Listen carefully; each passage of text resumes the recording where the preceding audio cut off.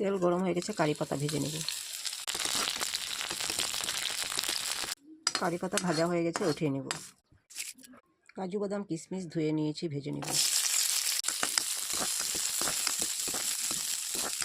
কাজু বাদাম কিশমিশ ভাজা হয়ে গেছে, বাদাম ভেজে নেব। হলদি লবণ দিয়ে ভেজে নেব। বাদাম ভাজি হয়ে গেছে, নামিয়ে নেব। গরম হয়ে গেছে, পেঁয়াজ দিয়ে দেব, সর্ষে দিয়ে দেব,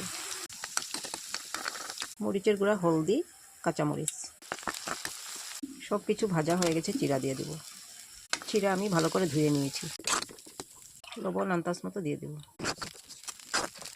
কাজু বাদাম কিশমিশ ভেজে রেখেছি, দিয়ে দিব। বাদাম দিয়ে দেব। কারি পাতা ভেজে রেখেছি, দিয়ে দেব। চিড়ার নাস্তাটা আমার হয়ে গেছে, নামিয়ে নেব। চিড়ার নাস্তার রেসিপি ভালো লাগলে লাইক করবেন, শেয়ার করবেন, সাবস্ক্রাইব করবেন। Thank you.